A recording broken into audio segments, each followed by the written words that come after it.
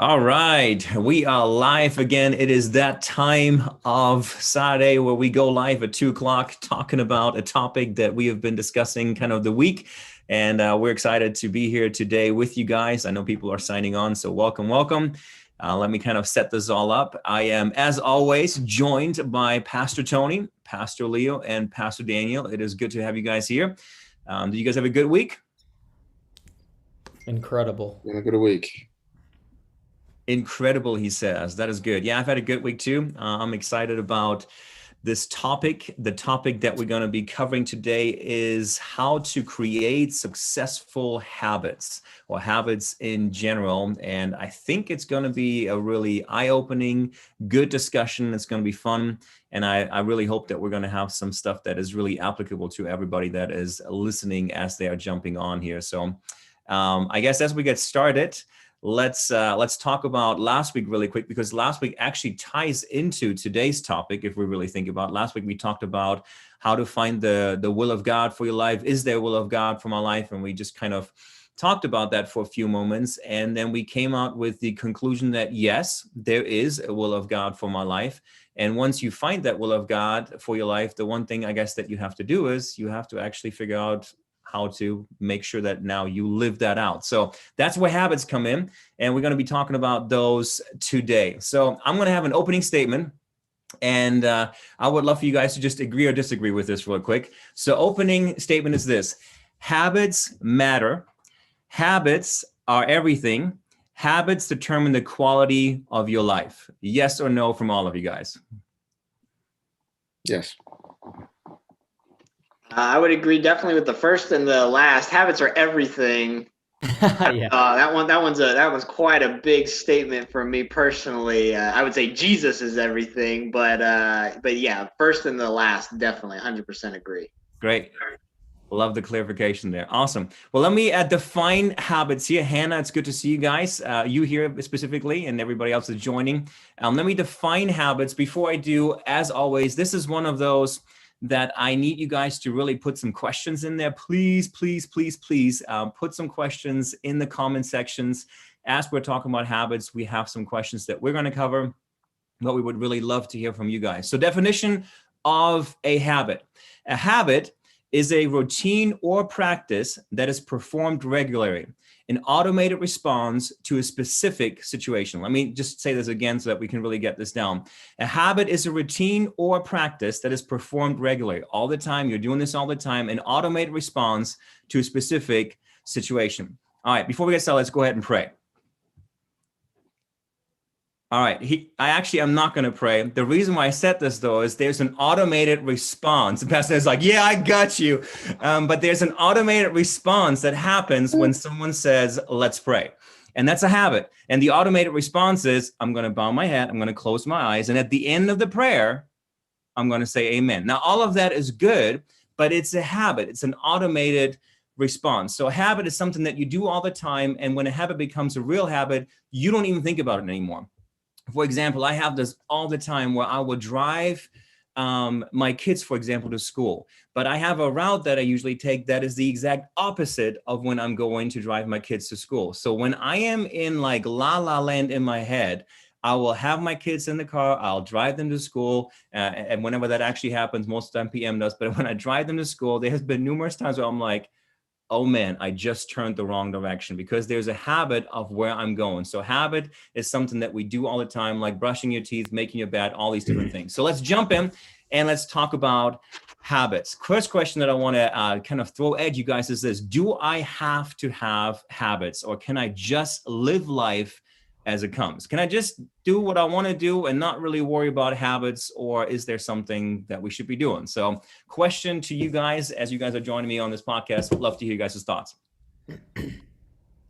Yeah, I'll jump in. And Pastor Vaughn and I read this book called Atomic Habits, and it's about 250 pages, but it is a very easy read, an enjoyable read.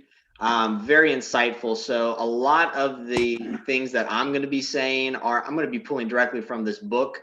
I have some quotes, and for this section in particular, I have a pretty lengthy quote I want to read, because it answers this question, I think, so profoundly. So that being said, the author is James Clear. If you guys want to check it out, I would highly recommend it. So with this question, the author poses this question: are you becoming the type of person you want to become? And then he goes on to say, ultimately, your habits matter, because that's the question. Why do our habits matter, right? Why can't I just do whatever? Ultimately, your habits matter because they help you become the type of person you wish to be. They are the channel through which you develop your deepest beliefs about yourself. Quite literally, you become your habits. And then paraphrasing something he said, habits, it's about fulfilling your potential, right? We all believe in that. Like PS said, this directly relates to what we talked about last week with the will of God for your life.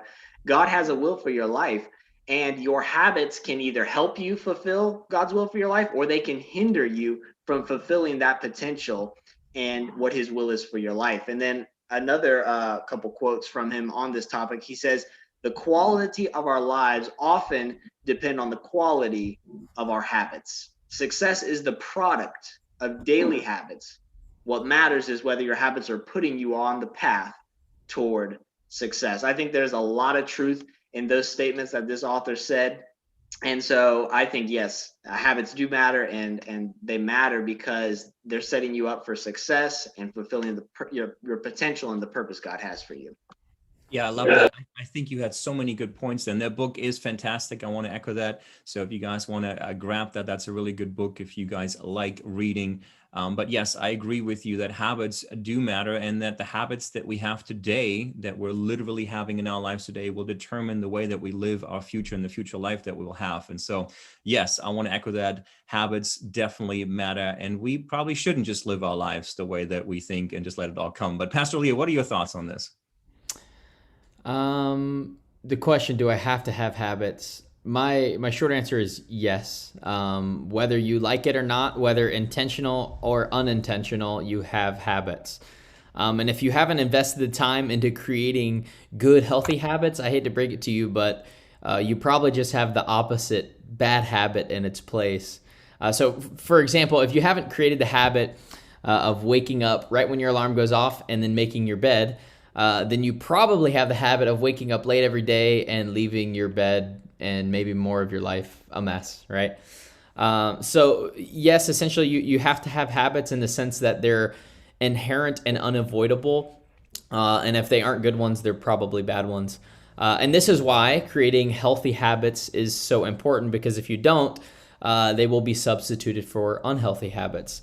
Like never taking initiative and never growing and never progressing and living life in like kind of this pit of mess and despair.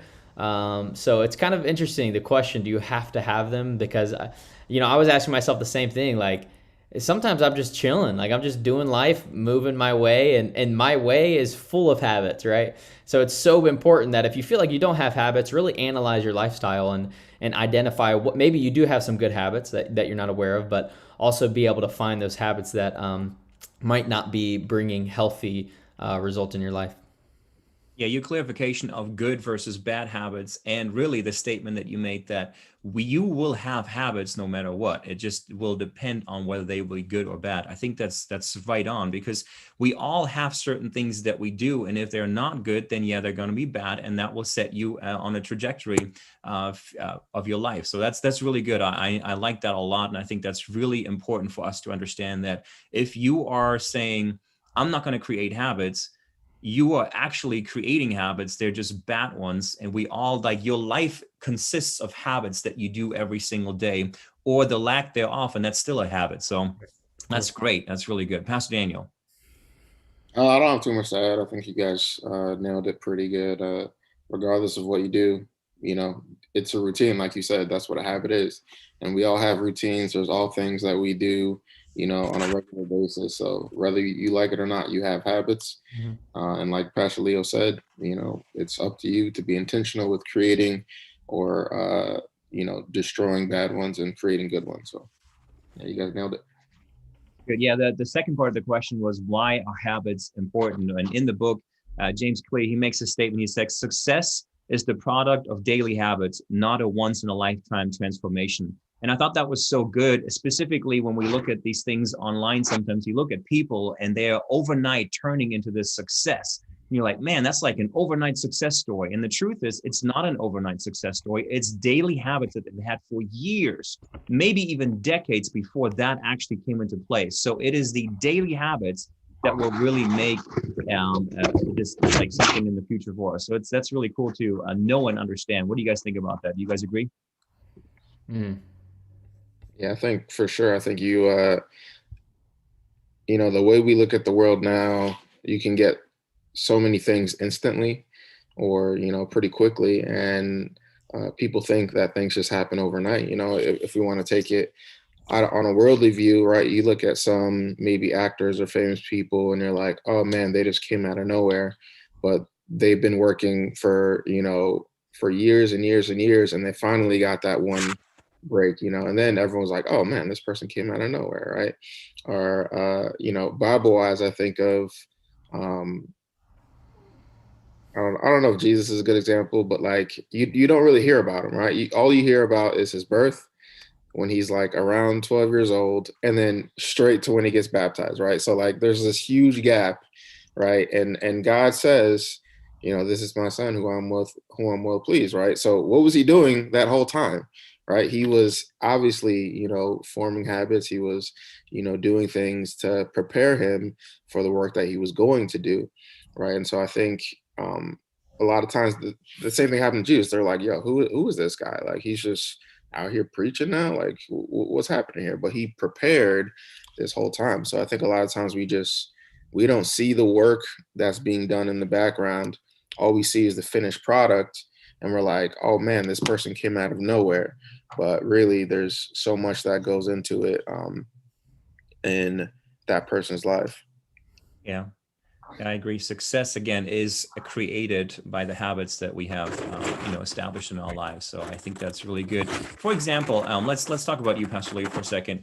I mean, you didn't just show up at 5979 a few years ago and just became a worship leader. There was something that you did that was not known to many people, and that was you played the guitar for many years and you did some stuff, right? Did you not create habits to become a worship leader, or did it just happen?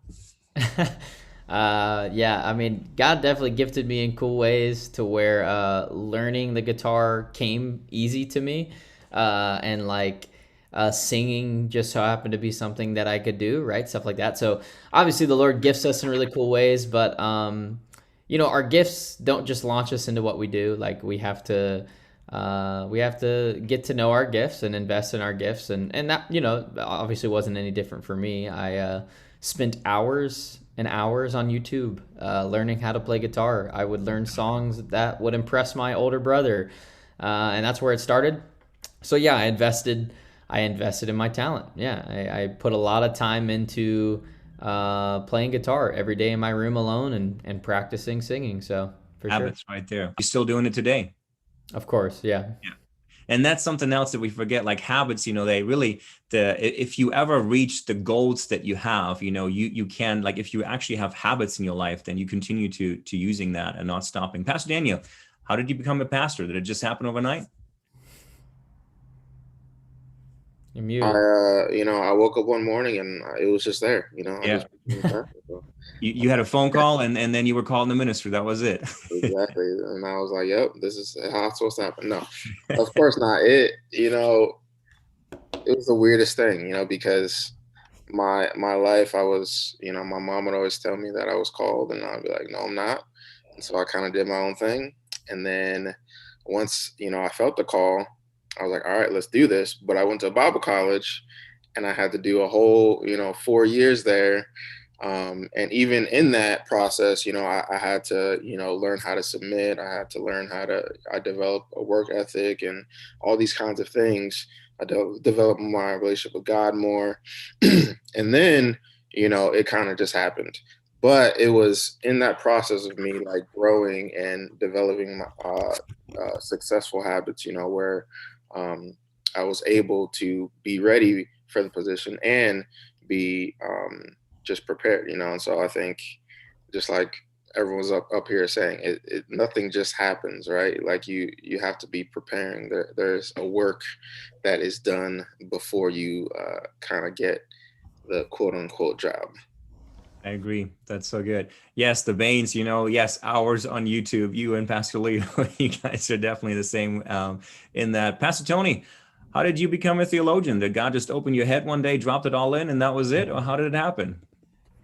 No, yeah, definitely. Like everyone's saying, good study habits. I've done Bible college and read commentaries and heard fantastic sermons where I've gotten, theology taught, here at Liberty and elsewhere. And so absolutely, the habits of study, if I wasn't willing to put in that work and read and study the word for myself and, use tools that are available online, I definitely wouldn't have the knowledge of theology that I have now. So absolutely. Again, the statement that we're making here is really this, that habits determine the quality of our life, and that is determines the success. And all of us that are in positions where we are here because of habits, and you are where you are right now because of habits.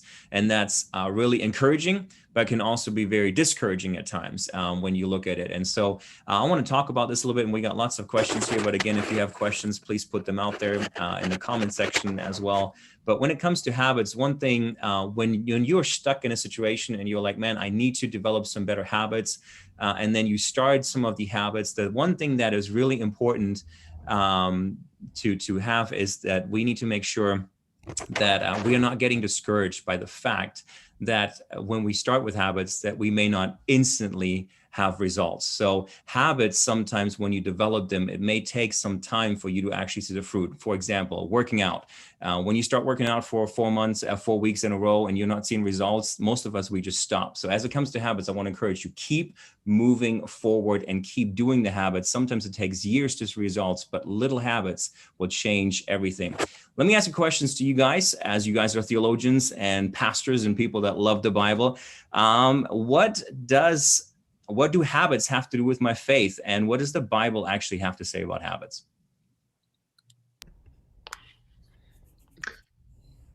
Yeah, I mean, I can jump in with that because, if you do a word search on habit, it's in the Bible, but not there a ton.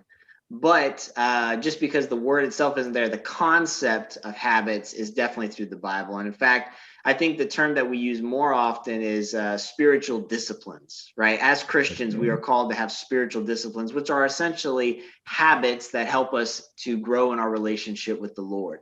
So we're called as Christians to have a habit of being in the Word, a habit of prayer and spending time with the Lord, a habit of fasting, a habit of witnessing, and a habit of meeting for church. That's actually one that's mentioned specifically in Hebrews. It says, don't forsake the assembling of together of yourselves, as some are in the habit of doing. So some people had the negative habit of not showing up for church, which to me, that was pretty encouraging, seeing that we have that all the way back in the beginning. And of course, that's still something we have now. But yeah, coming to church on a weekly basis, the pandemic's thrown that off a little bit, but that is a habit in and of itself. And so hopefully you guys have still been tuning in online for church up front. So yeah, the Bible talks about all these different habits that we're supposed to have as spiritual disciplines.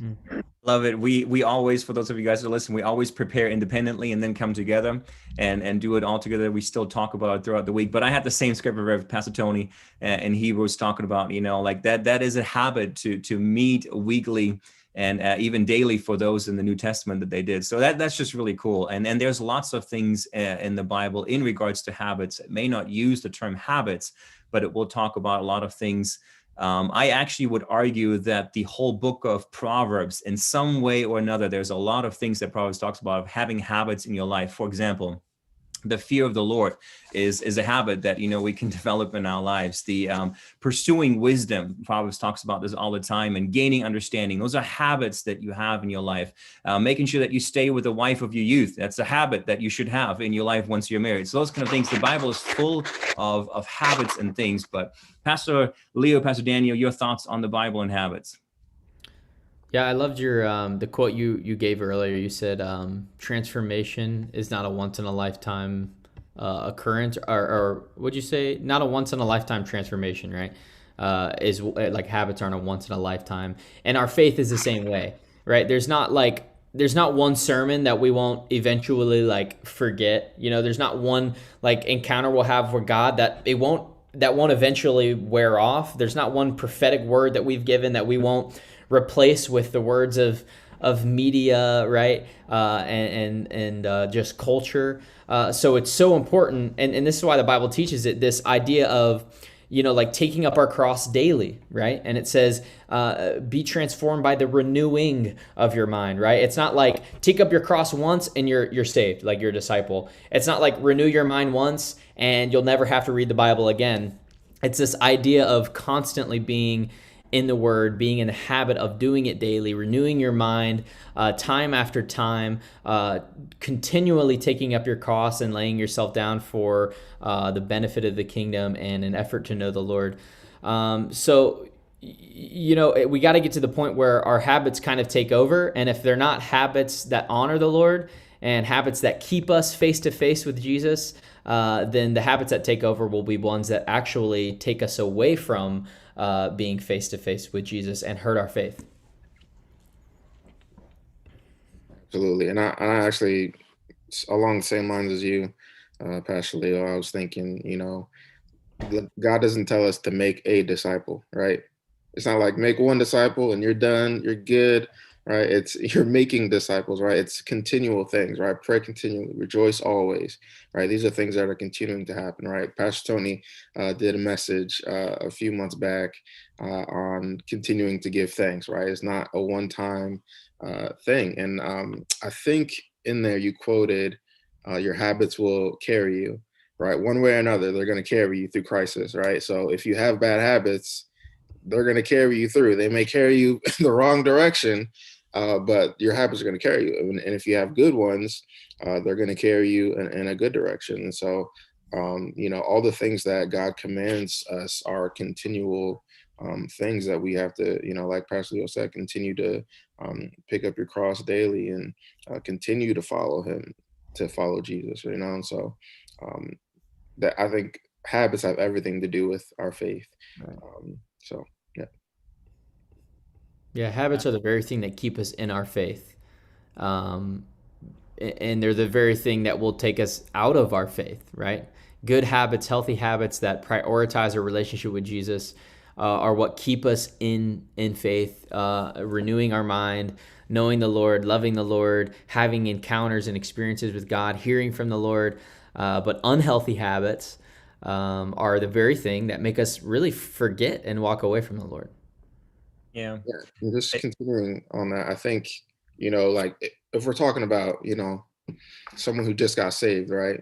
You may not have the best habits, right? Maybe you're drinking and you're partying and you're doing all these things. If you don't change your habits, there's no way you're going to keep your faith, right? Because you're going to keep going back to the world and the things that, you know, you used to you know, find pleasurable, right? Because these aren't going to be old. It's not going to be your old self, right? Your old self isn't dead. It's still you, right? Because you're still doing the same exact things that you did before you were saved. And so that like Pastor Leo said, we're supposed to pick up our cross daily and deny ourselves. That way our old selves are dead and we become a new creation as we participate in the crucifixion and the resurrection of Jesus. And so if we're doing the same things, are we really a new creation? And this is exactly what we're saying, that habits matter. You know, they really do matter. You guys are right. You will stay in your faith or you will fall out of your faith based on the habits that you have. Again, and that's why we talked even earlier, like habits are the thing that determine the success of almost really everything in our lives. And it goes down to our relationship with Jesus too. One of the reasons why you guys that are listening, and if you are doing well in your walk with God, it's because you have a habit that potentially, most likely, you meet daily with him and you daily have a communion and devotion with him. And that is why you're being successful. So habits, yeah, man, they matter and they're all over in scripture. As a matter of fact, you know, Paul says this to the Ephesians in Ephesians 5:1, therefore be imitators of God as beloved children. That's a habit, that we have the habit of imitating Christ and his life. Yeah.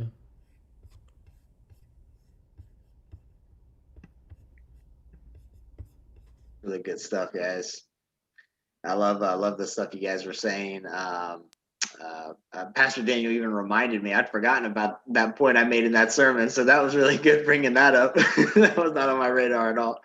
So, but I love the scriptures you brought up too, PS. It's just so cool seeing how many scriptures there are that talk about this subject in one way or another, even though the word habits may not be there, but the principle of habits is in place. So the scripture in Proverbs, Ephesians, I love it. That's great stuff. Yeah, we can put our verse in that. It feels like we use this one almost on a weekly basis. I think that might be one of our favorite verses. Romans 12:2. What does it say? Do not be conformed to this world, but be transformed by the renewing of your mind. That's a habit. Like there's just so many things that are literally linked towards habits in Scripture. In 1 Thessalonians 5:16, rejoice always, pray without ceasing, give thanks in all circumstances, for this is the will of God in Christ Jesus for you. Do not quench the spirit. Those are all habits that Paul is telling us. Have these things as habits in your life. So as we're talking about habits, how is it and how do we actually create habits? Any ideas to make habits like consistent and that they actually stick with us? The Baines were saying, it takes 21 days to create a habit. And that's true, even though if I'm really honest in my life, sometimes 21 days of doing something like helps me for 21 days. And then after the 21 days are over, it kind of falls off. So how can we be consistent in our habits and what can we do? How do we create them? Who wants to go? I have a ton of information from the book on this, an absolute ton. So I can go first or I can go last. How do you guys want to do it? Go ahead and give us a couple of things and everybody else would jump in. All right. So the book lays out 4 laws for creating a habit. All right. And those 4 laws briefly are: make it obvious, make it attractive, make it easy, and make it satisfying. So the author says if you do these 4 things, if these 4 things are in place for a habit, it will be easy to form a habit. So we'll talk about the reverse later on, but I know those terms probably mean like, okay, what? So I'm going to try and briefly give you some practical things for each of these. Under make it obvious, link a habit with a habit, right? So for instance, for me, when I have linked the habit of reading my word with breakfast. I have breakfast every morning. That's something I do. It's something I enjoy. So I've linked to the habit because I have breakfast every morning. Right after or right before, depends on how hungry I am, I will read my word. And that has been very effective for me for the past several years. I've implemented that of doing it with breakfast time. Another thing is environment design. He suggests having a designated room for your habit. For instance, if you guys have the luxury, at my house, I have an office. That's where I work right now. So that is work zone. When I come out of that, I'm not really doing work. For you guys, maybe you have a spot where you do homework if you're in your bedroom, for instance, if you have a TV in your bedroom and that's distracting you, like you need to get rid of the TV. You need to design your environment for success, right? Because that TV is staring you in the face. So you get rid of the TV. So if that's going to distract you, don't do it in the living room where the TV is right in front of you. So you got to pick a room and design your environment as much as possible. So let's see, make it attractive. Then you have temptation bundling, pair an action you want to do with an action you need to do. He gives an exercise example for after I take out my phone, I'll do 10 burpees, right? After the 10 burpees, I'll check social media. So, right, you're pairing an action you want to do with an action that you need to do. Does somebody else want to jump in before I keep going? Because like I said, I got a ton. Oh, I just think of some examples like memorizing scripture. I write it on a note card and stick it on the radio of my car. So I'll seriously forget that I'm memorizing the scripture. And then the second I get in my car, which is I'm linking it to something that, well, I guess it's something I have to do, or it's a habit I'm already doing of getting in my car. Obviously, I have to get in my car to get where I'm going. But right when I get in my car, I see that scripture and I'm like, oh, yeah. And then the whole car ride, I'm memorizing the verse. And so now all my drive time is spent memorizing verses. So like creating healthy habits, like linking into other habits is a really great tip. And I think that's a great example of making it obvious. Why? Because it's something that he sees every time he gets in the car. The same principle if you were to tape it on your bathroom mirror. Every time you're in the bathroom, you see it. Boom. So that's a great example of making it obvious, Pastor Leo. And even coupling it with something that you have to do anyway, like, like driving to work. For me, my drive time generally is either praying and processing, or it's listening to podcasts. And it's one of the best times for me to listen to podcasts, because I am just driving, and my entire attention, because driving doesn't really take that much attention, can be on listening and processing what is being said in the podcast. So finding something that, you can couple with something that you have to do anyway, that's great. Mm. Of course, PJ's, infamous example. Go to the throne. Right? Very true. Someone, by the way, said that sounds like PJ. Yes, it does. I don't think that PJ has read the book, but yes, he definitely has the same habits in place. Yeah, when I was reading this book, Pastor John, like I said, this book is fairly new, but he has definitely implemented a ton of this as he has taught over the years, for particularly getting consistent in the word and prayer and things of that nature. So a couple other points I'll add on. So motivational ritual is something you could do under making it attractive. So do something you enjoy right after a difficult habit. So for example, after you pray for 30 minutes, you'll reward yourself by checking social media. That's again something you can do to help make it attractive. Make it easy. So you need to reduce the friction in your life, the number of steps between you and good habits. If you guys read your Bible on the Bible app, right? So an example of that is you need to have it front and center on your phone, not buried in some folder on the second or third page of your phone. The Bible app is front and center, literally right there. Every time you open your phone, boom, you see it. You could even put it on the home screen if you wanted, so that it's always right there, right where you're next to the text and phone. So also, for making it easy, master the decisive moment. So for instance, when you get home, you have a fork in the road decision.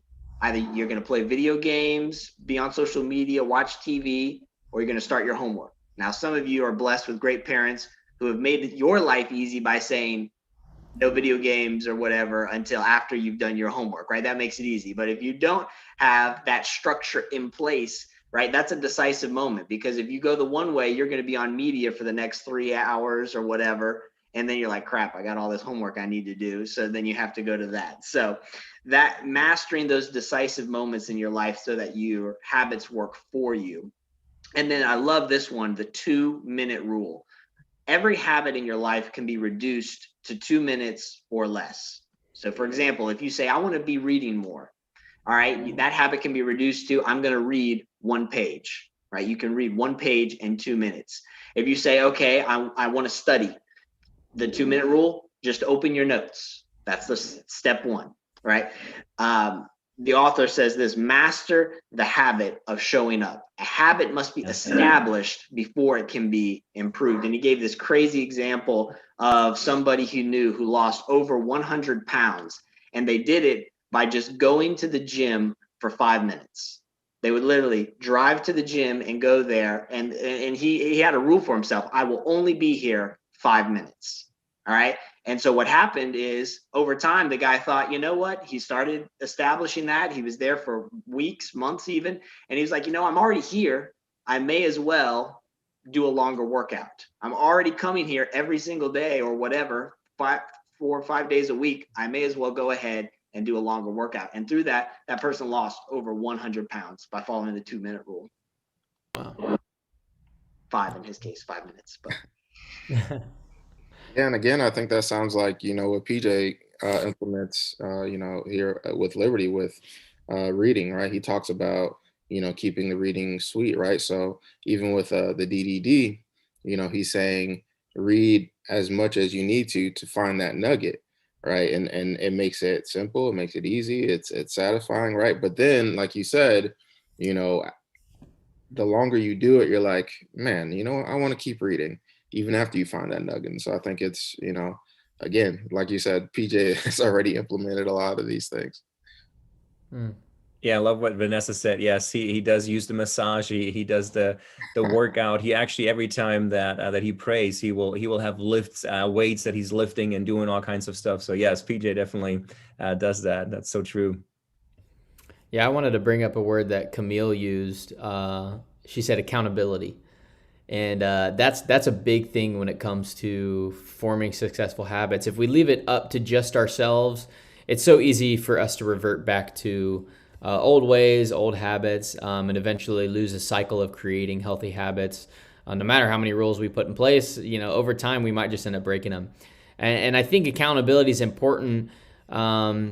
But not just like, hey, I want you to know I'm doing this, and then the guy or whatever is like, okay, cool, like good job, like, and good luck, But I know when this whole like daily devotional dialogue thing started happening at Liberty Church, PJ encouraged people to team up with somebody who's better than you, like who's stronger than you and reading the word every day, so that if you fall short, they're not going to not follow up with you, but they're going to follow up with you, and they're going to call you out if you've missed a day or 2 days or a week or a month, right? And ask you what's going on. So when there's a habit you really want to create, setting all these things up in place that Pastor Tony's talking about is perfect, and then having somebody in your life who's also achieving the same things and partnering with them in that, and making sure that they're like stronger than you in that area. So that accountability is like a real accountability of something that somebody's gonna follow up with you on.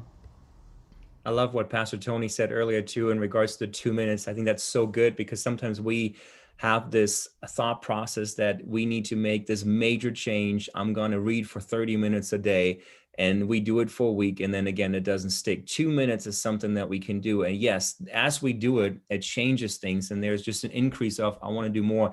There was a story in the book Pastor Tony and I read, and I love this story about the the Britain. There were like the whole like cycling team that they have. I hadn't won any Tour de France. If you know anything about the Tour de France, I actually used to watch it all the time. It's a huge cycling thing. Growing up, I watched it all the time. And we had a German guy that was really good. And of course, Lance Armstrong won, a couple of them too, even though, well, that's a different story. We won't go into that. But anyway, so bad example, bad habit, actually. But anyway, the idea there is that they didn't win anything for like a long, long time. And then they decided to bring on a new coach. And this coach said, hey, we're going to improve 1% in a ton of different areas. And so they literally just improved 1% in, like working out and eating and making sure that, the gel that they used for the bikes was perfect. All these kind of things. And in a 5-year period of them having never really won anything big, gold medals in the Olympics were really like little. They went on a 10-year like thing where they won a ton of titles. 5 of the 10 Tour de France went to Britain.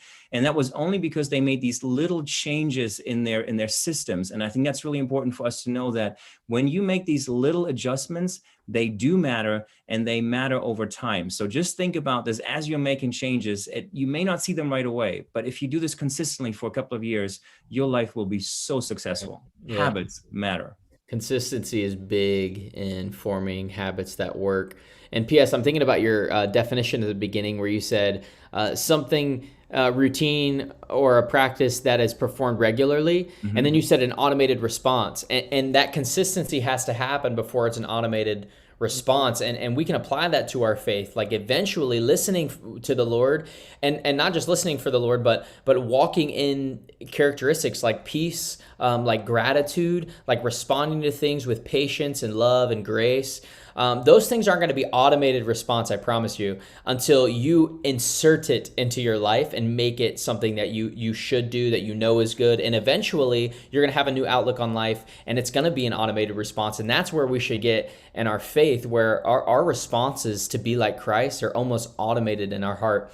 And I'm thinking of a funny example where the house I lived in before this, and this is actually how it is everywhere, when you go into like the bathroom, you kind of like walk in, find the light switch, and turn it on. So in your house, this becomes routine. You walk in, you hit the light switch. You walk in, you hit the light switch, right?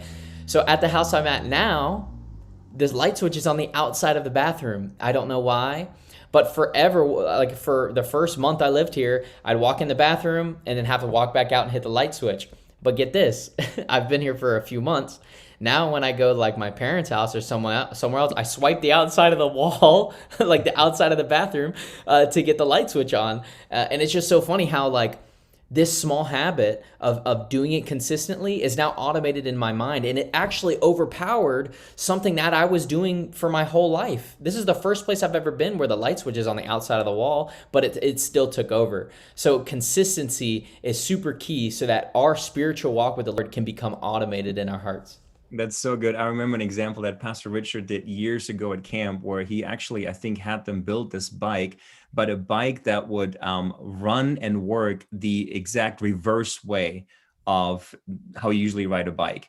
And so they did this whole like testing of, can people change? And then once they have changed back, can they then, like go back forward? And it was just a really interesting experiment how we, have to totally retrain us, but habits are huge. If you jump on a bike, if your habit is riding a bike, you're going to pedal forwards instead of backwards. Of course you are. So changing that, that's such a good example. It's great. Yeah. That is so good. And actually, it kind of leads me to, you brought up the word consistency. And so I want to just say a couple subpoints under the final law for making a habit, make it satisfying. So the couple points he said for here that are really good, but the last one's the best. He says, give yourself an immediate reward when you complete a habit. You see, this is so true. Our bad habits get rewarded immediately, which is why we continue to do them. Our good habits, the reward is in the future, right? And so he says to counteract that, we need to reward ourselves immediately, but to make sure that they're reinforcing your new identity as well. You could use a habit tracker, buy a calendar, mark every day that you successfully do your habit. The benefit of that, it kind of becomes its own reward because we like checking things off. Even if you're not a C, we like it gives us a feeling of success when we check something off, we did it. But this last one is the biggest one. Never miss twice. He said the breaking of a habit doesn't matter if the reclaiming of it is fast. That's and good. It is doing a habit partially is better than not doing it at all. Practically, what does this mean? If you're in your word and you miss a day, we've all been there, right? And the temptation I know for many teenagers in particular is that you miss one day, which leads to missing the next day, which leads to missing the next day, which leads to missing the next day. And the next thing you know, it's been a month and you haven't read the Bible, right? You've completely gotten out of it. But his point here is whatever habit it is, never miss twice. We're human. We're going to fail. We're going to break a habit that we're trying to implement in our lives. And that's okay, right? But it's that second day that is the critical turning point. And even if so right now we're doing the 1 year Bible, even if you just go to Proverbs, the shortest section, and just do it for 2 minutes or whatever, you just get a nugget out of there just to do it. It's better that you did it partially than not doing it at all on the second day. So that was a huge point for me. Oh man, I agree so much. That is so true. Because once it's the second, then it turns to the third and the fourth, and the habit is gone. So that is so right on.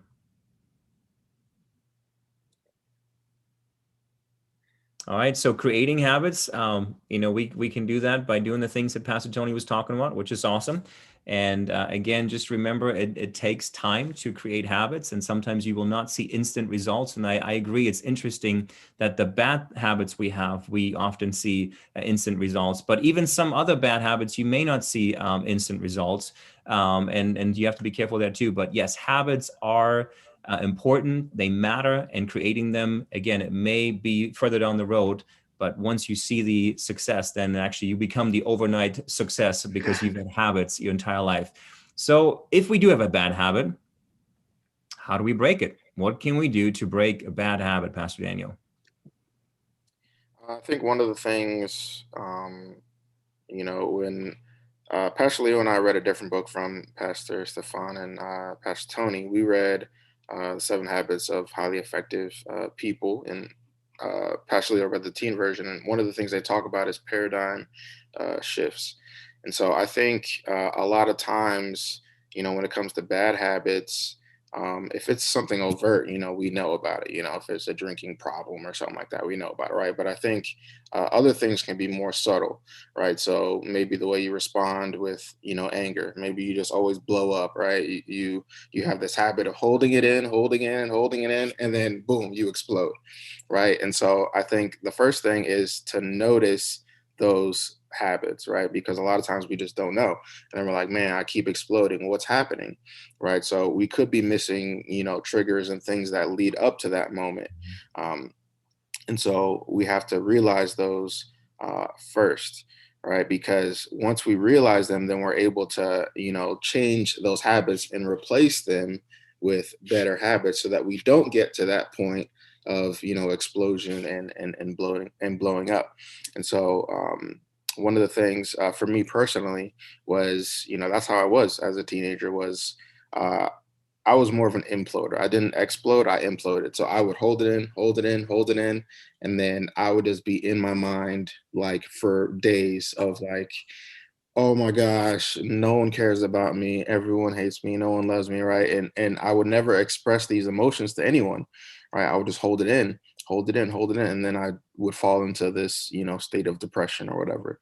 And so as I got older and I realized I was doing it, I replaced it with the habit of, all right, I'm going to pray about it. I'm going to talk to someone that I trust, and I'm going to speak biblical truth over me. And as I did that, the bad habit of holding it in, holding it in, holding it in, implode was replaced with, oh, here's the thought. You know what? No, that thought isn't truth. I'm going to talk to God about it. I'm going to talk to someone I trust about it. I'm going to speak truth over it. And then, boom, it ended right there. And so a lot of it is recognition of realizing that these bad habits are in your life and then replacing them, not just being like, oh, I have this bad habit, right? Let me stop doing that. But you replace it with something that will, take the place of that bad habit. It's the whole idea of fleeing and pursuing, right? When we talk about temptation, it's not just fleeing temptation, but you're pursuing God as you flee temptation. And so you have to remove that bad habit and also replace it with a good habit.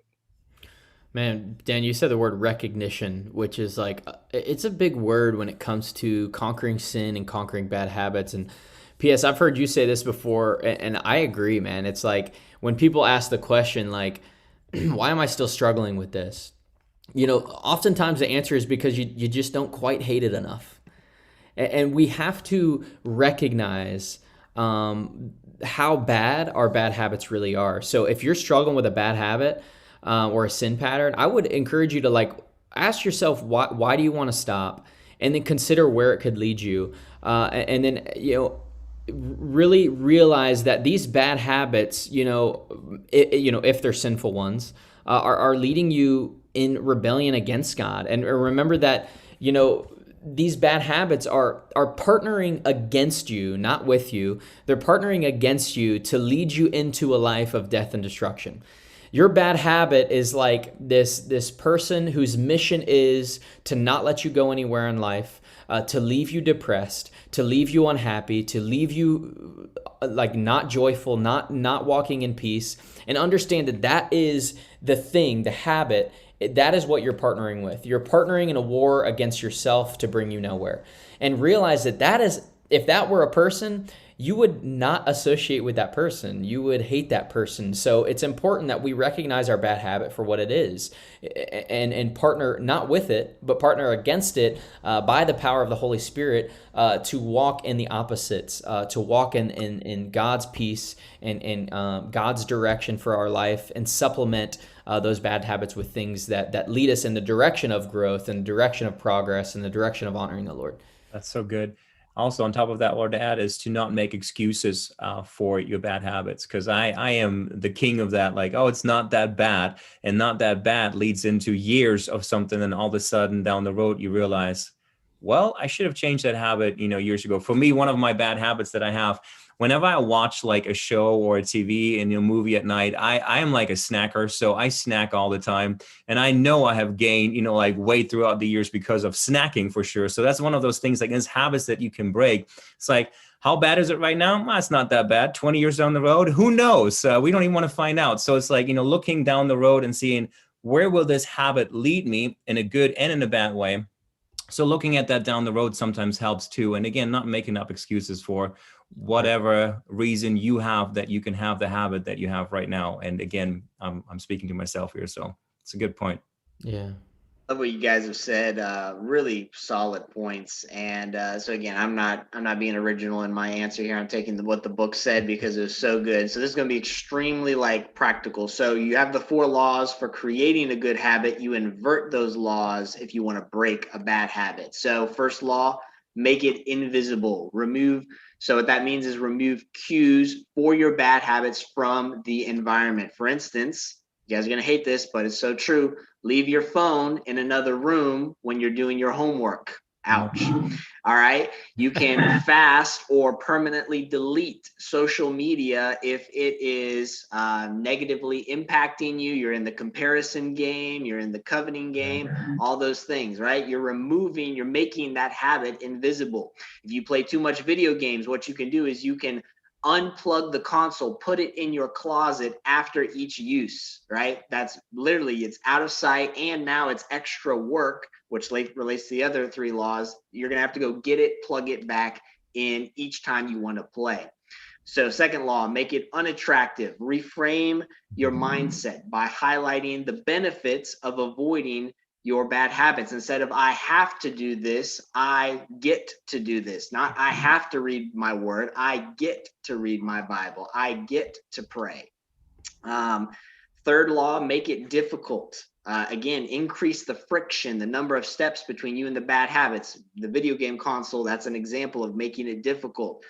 You can also, you guys probably know this, restrict your future choices. For instance, that means you can put a time limit on how much social media you can use on your phone. Now, granted, I have this in place for YouTube because I will spend way too much time just scrolling on YouTube. The caveat is the limit, I can just click ignore limit for today. So it's not foolproof, but at least I get that reminder saying, hey, you've reached your 30-minute limit for today. Now, if you want to go hardcore and go to the next level, and this is something a CEO, the author of the book, actually did, you can have your parents, a sibling, whoever, change the passwords to your social media. That's hardcore, making it difficult, because now you can only get access on the weekend. He literally has his assistant change his password, so Monday through Friday, it's not available. He can't log in. Then on the weekend, he gets a new passwords, gets logged in, gets it for the weekend. Then boom, come Monday, he gets logged out, changes the passwords again. So that's hardcore right there. Lastly, make it unsatisfying. And this is, Pastor Leo mentioned this earlier, having an accountability partner. But the next level of this is a habit contract where it's public and painful. And so, so there's a lot of, I want to unpack this because this one's really good. So you kind of up the ante as you go. For instance, if you're trying to get in shape, you might have 3 different tiers of what you're going to do to get in shape. You're going to work on your eating, you're going to work on your exercising, and these different things. And so as you increase, then the consequences also increase. And with that, and so, for instance, an entrepreneur in the book, he mentioned literally he wanted to get up at a certain time each morning. And so he set up an automated tweet to go out. If he did not get up and deactivate the tweet in time, it would go out saying, I'm a lazy bum, essentially. If you want $5, message me. The first 5 people that message me are going to get $5 from my PayPal, right? So that is a habit contract. Another CEO, he had his wife and his personal trainer sign it, and literally they're going to get money if he didn't do X, Y, and Z. So practically for you guys as teenagers, PJ's given this example before as well. So bringing it more to y'all's level. If you have money, you get an allowance. If you have a bad habit of insulting your siblings, being mean, being rude, whatever, every time you do that, you got to pay them $1. Right? And so, or $5 or $10 if you're rolling in the dough, however much till it hurts. But every time you do that, you got to pay them some money, and that's a consequence. And you can even put it in writing. if you want to make it formal and official, and this is the accountability, these are the consequences. Good. That was it. Those were my thoughts.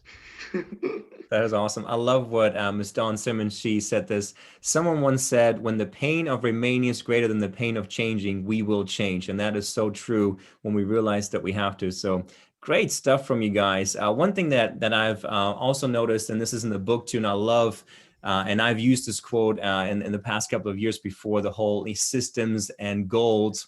And so he made a really interesting point that goals do matter, but it's really the systems that really matter, because we all have goals. And he used the example of a basketball team, for example. Both teams will have the goal of winning.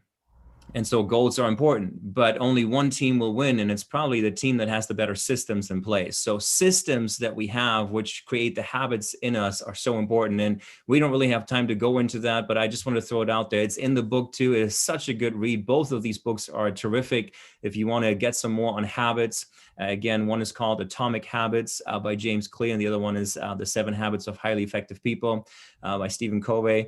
And so both of those books are great books for you guys to get in this. There's another one by Charles Doug, or whatever his last name is, The Power of Habit, I believe it's called. Also good book. So I always love giving you guys resources. That's really all we have. We want to give a closing thought from everybody in regards to habits. And unless there's any other questions, we're going to let you guys go. Thanks for watching us. But closing thoughts, starting with Pastor Daniel, Pastor Leo, Pastor Tony. The thing I would say is to know why you're doing these things, right? Have a goal, right? Because a lot of times people are like, well, everyone knows, like, it's good to exercise, it's good to eat better, right? And so, but so many people don't change, right? Until they absolutely have to, right? They're in a doctor's office and they're like, you're going to die, or you're on the path of doing this if you keep doing this, right? And so you need to sit down and evaluate, where you want to be with your health, with your spiritual growth, with your family, with your relationships, and have a reason why you want to change these habits. Because on those days when you don't want to do those things, when you don't want to continue developing those habits or practicing those spiritual disciplines, your why a lot of times will help you push through. Yeah, the end in goal, or end in sight, having the end in mind is really important and powerful when it comes to habits. My thought would be, remember that your success in the area of lifestyle habits starts with you. So realize that success in habits just really comes down to character. It comes down to being a person of commitment, of one that honors commitment, a person of good time management, a person of their word, stuff like this. Doing good habits just comes down to having good character. So realize that it's really on you to be a person of character if you want to see habits grow in your life, and step up to that commitment. And if you're listening to all the practical ways Pastor Tony's talking about, and you're like, well, I'm definitely not doing that, then realize that's just a character issue, and realize that you just don't hate your bad habit enough. Instead, you just don't want success enough, right? So realize that it comes down to character. It comes down to the heart, and step up to that plate and be a person of character, be a person of growth, be a person of progress. Yeah, I just want to reiterate the question that I asked kind of as we got this conversation started. Are you becoming the type of person you want to become? That's what it's all about with habits. So we want you guys to be a success, not in the world's eyes or according to their standards, but according to God's standards and God's eyes. And we believe that has a lot to do with the habits that you have in place in your life as a disciple of Christ. So I love it. Such good stuff. Well, here it is. Once again, what we started out with, let's close with it.